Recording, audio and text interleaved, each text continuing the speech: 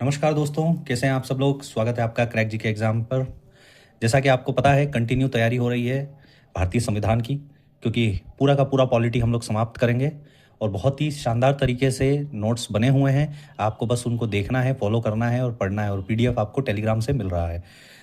इससे पहले वाले जो वीडियोज़ हैं उसमें आप लोगों ने प्रस्तावना तक जितने भी प्रश्न बन सकते थे उन सबको हमने लोगों ने डिस्कस कर दिया है। तो यदि आप तैयारी कर रहे हैं किसी भी एग्ज़ाम की, किसी भी परीक्षा की, एसएससी, यूपीएससी, रेलवे, बैंक, या फिर आप किसी भी स्टेट पीसीएस की तैयारी कर रहे हैं, तो ये नोट्स एम लक्ष्मीकांत से बने हुए हैं। लूसेंट का सार है, आप इसको फॉलो कर सकते हैं और इसका फ़ायदा उठा सकते हैं। अभी तक हम लोगों ने भाग और अनुसूचियाँ, प्रस्तावना से पर प्रश्न और संवैधानिक विकास, ये सब प्लेलिस्ट बना हुआ है। आप लोगों उसको देख सकते हैं और पीडीएफ को प्राप्त कर सकते हैं। आज हम लोग स्टार्ट करेंगे किस तरीके से संविधान सभा का गठन हुआ था, कितने लोग थे। तो आइए हम लोग स्टार्ट करते हैं। ज़्यादा लंबा हम डिस्कशन नहीं करेंगे। तो जैसा कि आपको मैंने एक ट्रिक बताया था, उद्देशिका प्रस्तावना को किस तरीके से हम लोग कवर करते हैं, दो शब्दों में, दो वर्ड में हम लोगों ने पूरी ट्रिक को ख़त्म किया था। एक ट्रिपल एसडीआर और जेलएफ। ट्रिपल एसडीआर में भारत को कौन कौन सी शक्तियाँ निहित है, भारत में कौन कौन सी शक्तियाँ समाहित है, ये ट्रिपल एसडीआर में है। और भारत के नागरिकों को कौन कौन सी शक्तियाँ मिली हैं और क्या क्या उनको शक्तियाँ प्रदत्त हैं संविधान के द्वारा, उस तो वो आपको जेलएफ के द्वारा प्राप्त हुआ था। एक बार शॉर्ट में हम लोग इसको डिस्कस कर लेते हैं। ट्रिपल एसडीआर में फर्स्ट है सॉवरेन। सॉवरेन मतलब भारत संप्रभु देश है। दूसरा है सोशलिस्ट मतलब समाजवादी। तीसरा है सेक्युलर मतलब पंथ निरपेक्ष। चौथा है डी डेमोक्रेटिक मतलब लोकतांत्रिक देश है। और आर रिपब्लिक गणराज्य गणतंत्र देश है हम लोगों का भारत देश। ठीक है। और जो जिससे हम लोगों को भारत के नागरिकों को शक्तियाँ मिली हैं वो है जेलएफ। जेलएफ मतलब जस्टिस। JF justice. जस्टिस मतलब न्याय। कितने प्रकार का न्याय है, तो 3 प्रकार का। एल लिबर्टी, कितनी हमारी स्वतंत्रता है, तो 5 प्रकार की स्वतंत्रता है। इक्वलिटी समता हमारे पास 2 प्रकार की है। और फ्रेटर्निटी, फ्रेटर्निटी मतलब बंधुता, भाईचारे की भावना हमारे पास 3 प्रकार की है। ठीक है। तो इस प्रकार हम लोगों ने वो किया था। और लास्ट में हम लोगों ने डिस्कस किया था कि अमेरिका पहला देश है जिसने प्रस्तावना बनाया था। आज हम लोग बचे हुए क्वेश्चनों को देखेंगे और संविधान सभा किस प्रकार बनाना पड़ा हम लोगों को, इस पर हम लोग डिस्कस करते हैं। तो जो क्वेश्चन बन सकते हैं वो सब इसमें शॉर्ट तरीके में है। 13 दिसंबर 1946 को पहली बार नेहरू जी द्वारा उद्देश्य क्रांति, जिसको उद्देश्य प्रस्ताव भी कहा गया था, यह प्रस्तावित किया गया था संविधान सभा के लिए। और 22 जनवरी 1947 को अपनाया गया था। तो ये प्रश्न आता है कि उद्देश्य प्रस्ताव कौन पारित किया था और कब पारित हुआ था, तो जवाहरलाल नेहरू द्वारा 13 दिसंबर 1946 को। आपको ध्यान होना चाहिए, हमारा जो देश आज़ाद हुआ था 15 अगस्त 1947 को हुआ था, परंतु 13 दिसंबर 1946 को ही नेहरू जी द्वारा उद्देश्य प्रस्ताव या उद्देश्य क्रांति को प्रस्तावित कर दिया गया था। और 22 जनवरी 1947 को ये अपना लिया गया था। ठीक है। अब इसके पीछे एक बहुत अच्छी लड़ाई हुई थी जिसके बारे में हम लोग आगे आने वाले वीडियोस में देखेंगे। और शॉर्ट में मैंने लिखा था, इसलिए मैं आपको इसको भी पढ़ के बता दे रहा हूँ कि 1960 में पहली बार बेरुवारी यूनियन केस हुआ था वर्सेस इंडिया, जिसमें जो प्रस्तावना है उसको संविधान का अंग नहीं माना गया था। फिर जो बहुत ही हिस्टोरिकल केस हुआ था 1973 में केशवानंद भारती बनाम भारत राज्य, इसमें संविधान का अंग माना गया था। भारत की जो प्रस्तावना है उसको संविधान का अंग माना गया था। पहली बार 13 जजों की बेंच, बहुत अभी तक की सबसे बड़ी पीठ बैठी थी सुप्रीम कोर्ट में। तो ये बहुत ही हिस्टोरिकल केस रहा है जिसको आज तक लोग जानते हैं। 1995 LIC इंडिया केस, इसमें भी संविधान को प्रस्तावना को संविधान का अभिन्न अंग माना गया था। तो ये केसेस आते हैं प्रश्न में कि कौन कौन से केस है जिसमें प्रस्तावना को भारत का अंग माना गया था या नहीं, तो ये आप इस तरीके से देख सकते हैं। और ये जो संवैधानिक विकास है उसको कंपनी रूल 1773 से 1858 तक कंपनी का शासन था। फिर उसके बाद ताज का शासन आ गया, ब्रिटिश सरकार का शासन। जो मैंने इससे अर्लियर वीडियो, जो इससे पिछले वीडियो में मैंने आपको बताया था संवैधानिक विकास किस तरीके से हुआ, बहुत ही शॉर्ट तरीके से हमने उसको 2 पेज में मात्र कवर किया था। यदि आपने नहीं देखा है तो आप देख सकते हैं। और यदि हमारे वीडियोज़ आपको अच्छे लगते हैं तो आप हमारे वीडियो को अपना प्यार दें, लाइक करें, चैनल को सब्सक्राइब करें और शेयर करें अपने दोस्तों के साथ, वो लोग भी इस चीज़ का फ़ायदा उठा पाएँ और अपने लक्ष्य को हासिल करने में पॉलिटी का इस नोट्स का फ़ायदा उठा सकें। तो अब आते हैं हम लोग, पहली बार जो संवैधानिक विकास में हम लोगों ने देखा था पिट्स इंडिया एक्ट 1784, इसको भारत में कंपनी के क्षेत्र में पहली बार भारत में ब्रिटिश संपत्ति कहे जाने वाला वर्ड इसमें यूज़ हुआ था। पिट्स इंडिया एक्ट में ये लाइन आई थी कि पिट्स इंडिया एक्ट में मतलब कौन सा एक्ट ऐसा था जिसमें भारत में ब्रिटिश संपत्ति, मतलब इससे पहले भारत में भारत की संपत्ति होती थी, ब्रिटिश की कोई संपत्ति नहीं होती थी। तो पिट्स इंडिया एक्ट में पहली बार इस वर्ड को नामित किया गया था। तो ये क्वेश्चन किस तरीके से बनता है आप देख सकते हैं। और एक बहुत ही ये विचार वाला प्रश्न है कि देखिए यहाँ पे उद्देश्य प्रस्ताव नेहरू जी ने रखा था, परंतु संविधान सभा का विचार किसने रखा था? तो एम एन रॉय साहब थे।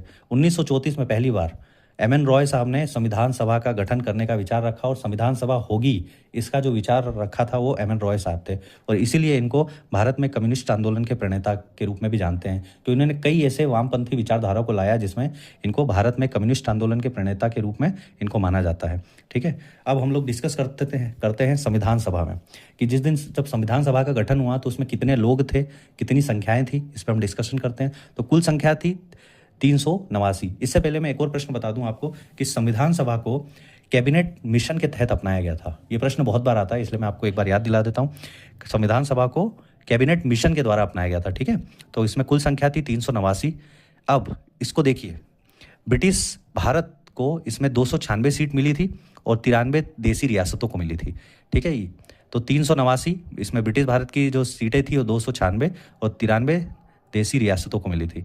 उसमें जो 296 थे उसमें भी जो 292 थे वो 11 राज्यपालों के प्रांत थे, 292, और 4 जो थे वो मुख्य आयुक्त के प्रांत थे। मुख्य आयुक्त प्रांत जैसे जो गवर्नर शासन जिसमें होता था आपका कलकत्ता, मद्रास, मुंबई, दिल्ली, ये मुख्य आयुक्त प्रांतों में से थे। ठीक है, तो 292 आपके राज्यपालों के अंतर्गत और 4 मुख्य आयुक्त प्रांत में। ठीक है, तो 389 सीटों पे इस तरीके से बंटवारा हुआ था।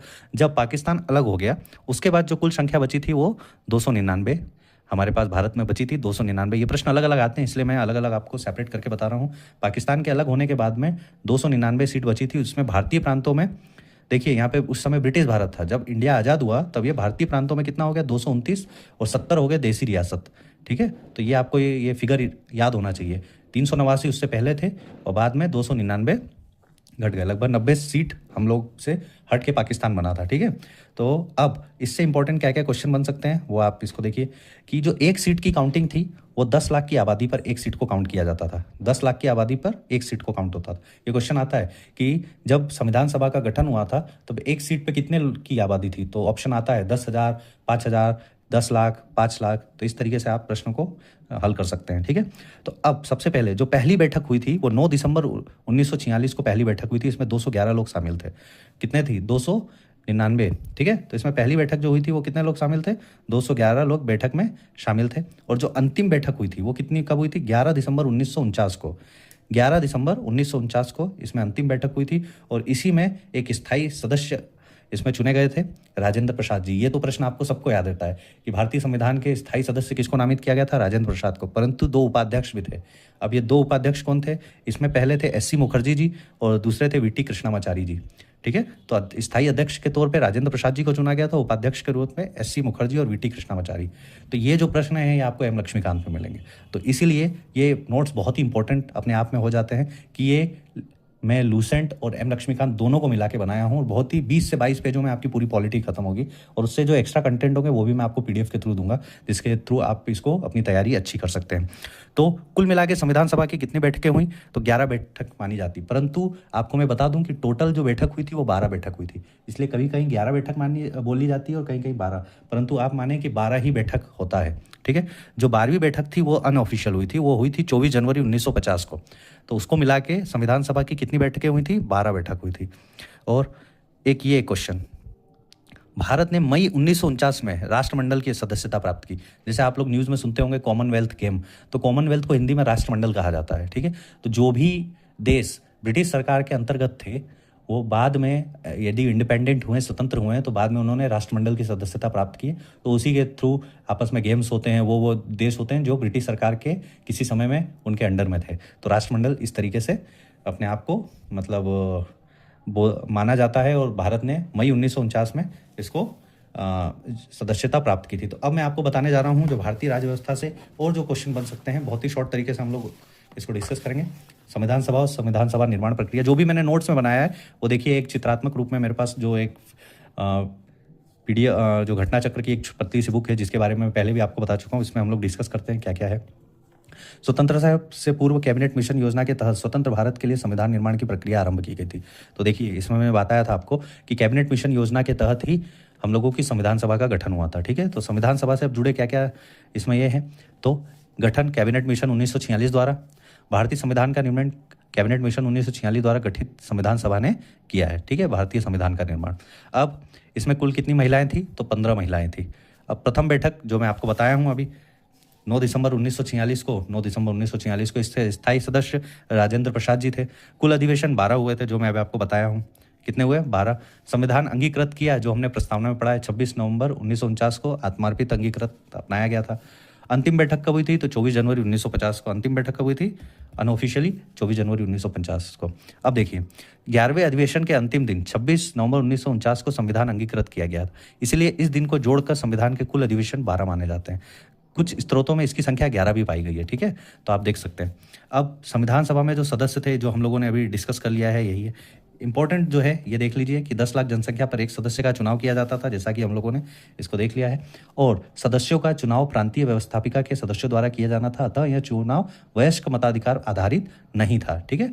तो ये प्रांतीय अभी जो आ रहा है वो वयस्क मताधिकार पे, हमारे जो चुनाव प्रक्रिया है वो वयस्क मताधिकार पे, परंतु उस समय ये प्रांतीय व्यवस्थापिका द्वारा होता था। जो भी प्रांत बटे हुए थे उनके द्वारा ये होता था।